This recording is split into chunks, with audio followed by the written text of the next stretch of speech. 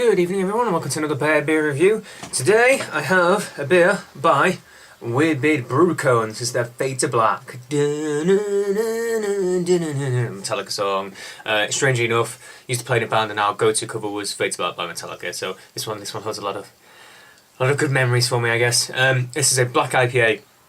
I don't think I've done a black IPA yet on the review show.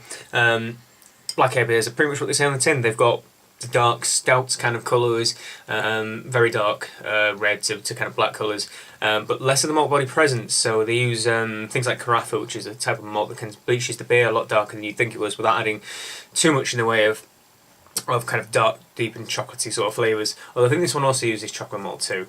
And the IPA, because these beers tend to be extremely well hopped.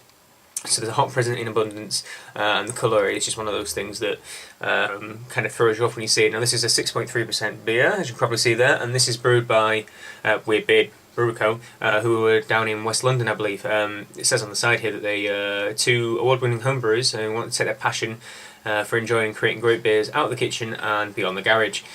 So these guys are kind of national and I believe international homebrew award winners who've kind of gone and made their passion their hobby into their career, and it's really cool. I absolutely love the artwork as well. I'm not sure if you can see it very well, but there's like a little guy with the skull at the bottom's got a mohawk and a beard, a little goatee going on, which is pretty cool. So without further ado, let's crack this fella open.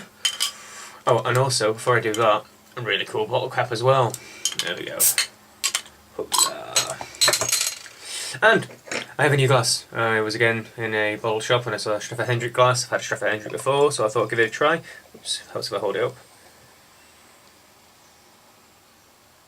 There we go, so as you can see it's nicely carbonated. It's going to overflow if I keep going.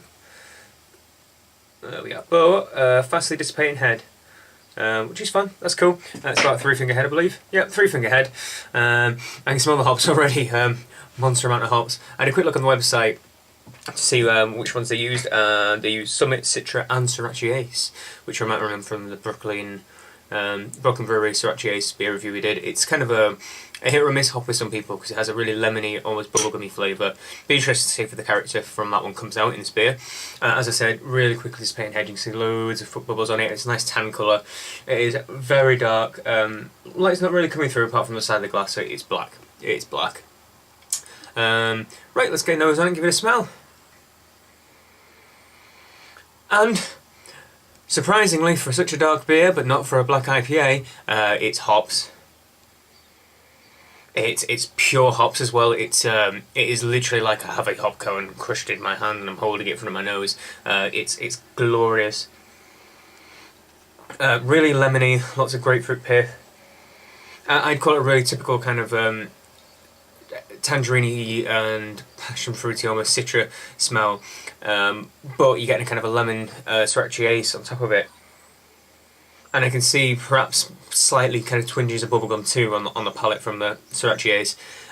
It smells like this should be pale, which is of course the point with the black IPA. So without further ado, let's sink our teeth in. Cheers.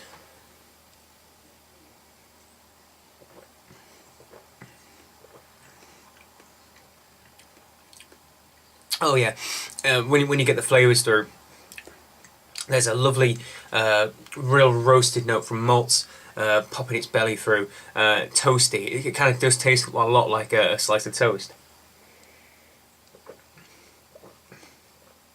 And there's a nice kind of smoky charred flavour in it as well. Not burnt, but a charry kind of flavour. It's really nice. Pleasant, and it kind of continues through the palate. Good level of bitterness as well, as you expect with an IPA, so that it kind of dries out the palate and washes across it, and that's probably why you can taste quite a lot of the malty flavours, the sweetness counteracting that. And then in terms of hop presence, you can taste hops in this. The same sort of smell of these kind of tropical fruity and bit of lemon, bit of bubblegum, and I'd say kind of hop oily flavours come through. It smells kind of spicy, kind of the grassy sort of flavour I suppose you get from a hop. If you get what I'm saying, the kind of the vegetation smell, the smell of a leaf. It has that kind of presence in the back end of it, along with those kind of that tangerine and tropical note too. So you're getting a kind of grassy flavour, which I didn't really pick up on the nose much. The pure essence of hop flavour, I want to say, and then you're getting this kind of tropical fruits coming through as well. All kind of balanced by this like sweet flavour, this sweet malt. It's kind of roasted. It almost kind of tastes a little bit like it's lactosey, like it's got a sweet milk stout sort of flavour to it, which I've said before is not my. I'm not a humongous fan of milk stouts, but it really works in this one. It really gives it a nice addition to the flavour. I mean, it hasn't. I'm pretty sure it hasn't got lactose in, but I like the sweetness in this. Is what I'm trying to say.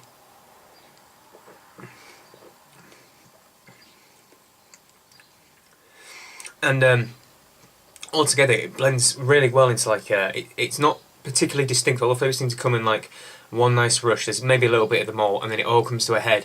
And it dissipates slowly, and kind of oozes across the palate. It's got a really good kind of feel of blend to it.